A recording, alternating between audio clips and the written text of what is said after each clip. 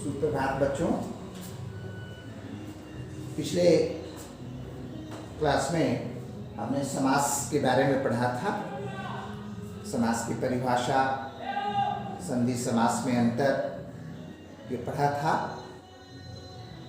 तो आज वर्ग 8 क्लास 8 हिंदी व्याकरण में पाठ 12 से समास के भेदों के बारे में चर्चा करेंगे। तो समास के भेदों के बारे में चर्चा करने जा रहे हैं। आप लोग अपने अपने पुस्तकों को सामने रखें तो बेहतर ढंग से समझ पाएंगे। हमने पिछले क्लास के अंत में कहा था कि समास के 6 भेद होते हैं। 6 भेदों के बारे में हमने चर्चा किया था आपको। तो 6 भेद कौन कौन से हैं? सबसे पहला है अव्ययी भाव समास और दूसरा है तत्पुरुष समास, तीसरा कर्मधारय, चौथा द्विगु समास, पांचवा द्वंद्व समास और छठा है बहुब्रीहि समास। तो अब हम लोग एक एक करके सबों के बारे में जानेंगे। सबसे पहले अव्ययी भाव समास। तो अव्ययी भाव समास किसे कहते हैं? अव्ययी भाव समास का प्रथम पद प्रधान होता है। प्रथम पद प्रधान होता है। जैसे मान लीजिए यथाशक्ति, यानी जितनी शक्ति हो, जितना ताकत हो, जितना ताकतवर हो, शक्ति सामर्थ्य भर हो, आजीवन अर्थात जीवन भर, सादर आदरपूर्वक, बेशक जिसमें शक की कोई गुंजाइश नहीं हो। तो इसमें हम देखते हैं कि प्रथम पद की प्रधानता है। यथाशक्ति, कितनी शक्ति हो? यथाशक्ति, जितनी शक्ति हो उतना। बेशक,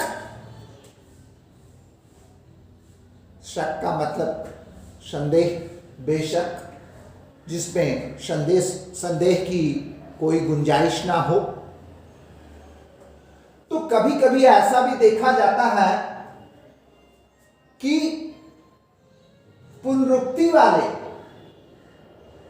पुनरुक्ति से भी अव्ययी भाव समास बनाए जाते हैं। जैसे हाथों हाथ,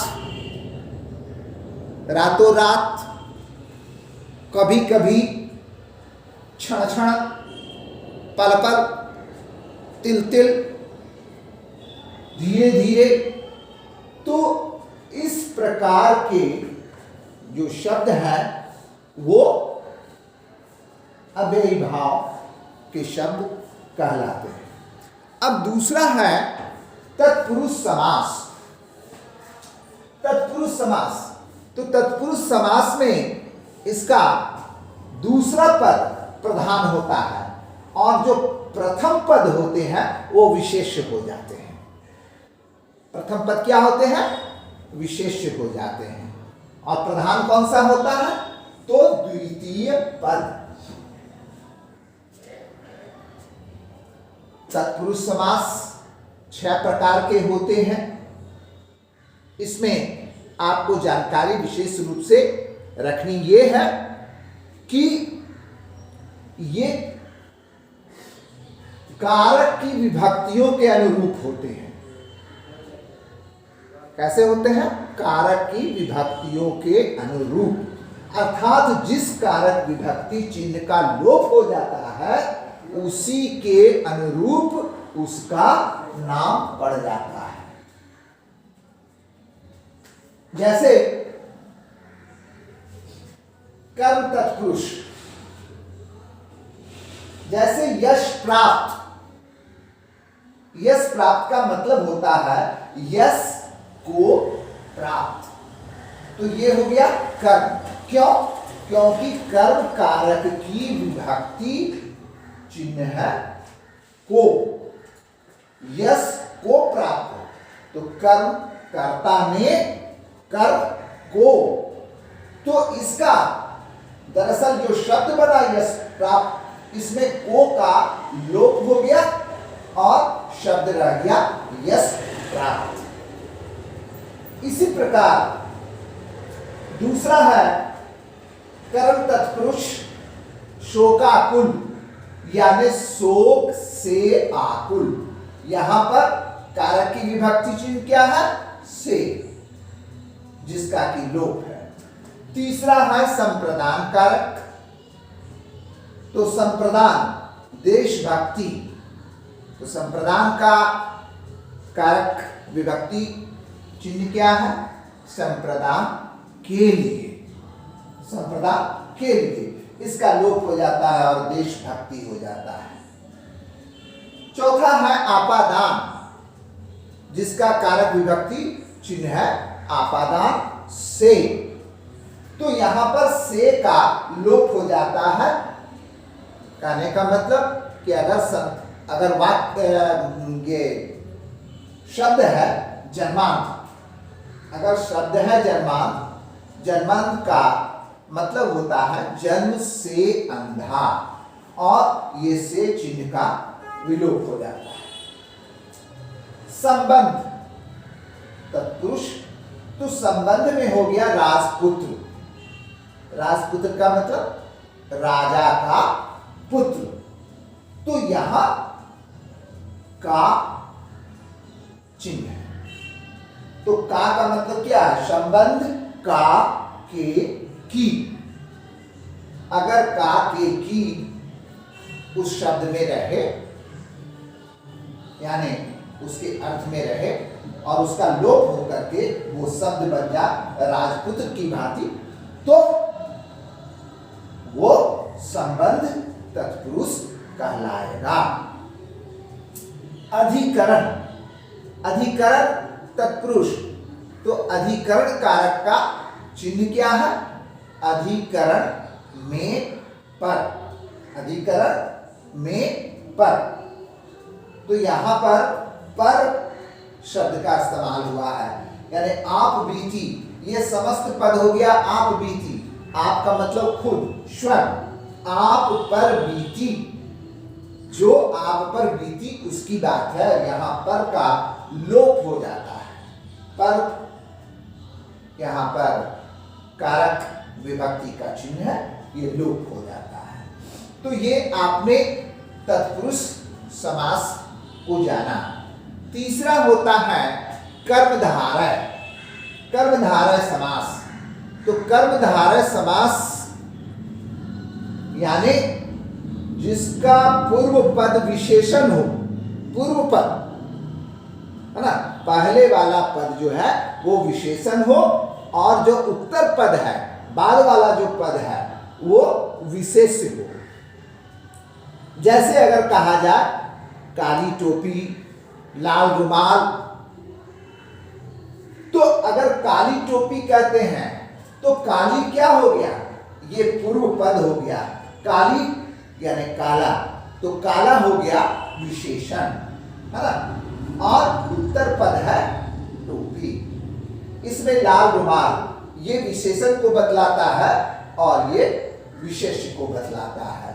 तो इस प्रकार कर्मधारय समास को भी आपने जान लिया। अब आपको कर्मधारय के बाद जानना है द्विगु समास। द्विगु, इसमें गिनती वाली बात आती है द्विगु समास में। तो इसका पूर्व पद संख्यावाचक होता है, गिनती वाली बात तभी हमने कहा। तो संख्यावाचक होता है और ये समूह का बोध कराता है। जैसे कि चौराहा, चौराहा का मतलब क्या हो गया? चार राहों का समाहार। पंचवटी, नवग्रह, नवग्रहों का समाहार। तिरंगा 3 रंग वाला, अठन्नी 8 आनों का समाहार, पंचभुज 5 भुजा वाला। तो इस प्रकार ऐसे शब्द द्विगु समास कहलाते हैं। अब 5वां है द्वंद्व समास। द्वंद्व जैसा इसका नाम है द्वंद्व। द्वंद्व का मतलब है कि दोनों पद प्रधान हो, उसमें दोनों पद प्रधान हो, और यदि उसको विग्रह किया जाए, यदि उसको विग्रह किया जाता है तो उसमें विग्रह करने के लिए उसमें और, एवं, तथा आदि शब्दों का प्रयोग किया जाता है। ठीक है। जैसे मात पिता, माता और पिता, इसमें और का प्रयोग हुआ। गौरी शंकर, गौरी और शंकर। अब हम लोग चले बहुव्रीहि समास की ओर। तो बहुव्रीहि समास किसे कहा जाता है? जब कोई पद प्रधान नहीं होता है तो उसको बहुव्रीहि समास कहते हैं। यानी सारा समस्त पद किसी अन्य विशेषण के रूप में प्रयुक्त होता है, अन्य विशेषण के रूप में प्रयुक्त होता है। जैसे लंबोदर, कहने का मतलब है लंबा हो उदर जिसका, लंबा हो उदर जिसका, अर्थात गणेश जी। पीतांबर, पीले वस्त्र वाला, अर्थात विष्णु। नीलकंठ, नीला हो कंठ जिसका, अर्थात शिव। तो अन्य विशेषण के रूप में ये प्रयुक्त होते हैं। तो आज के कक्षा में आपने समास के भेदों को जाना। अगली कक्षा में हम लोग कुछ अंतर वाली बात भी पढ़ेंगे। धन्यवाद।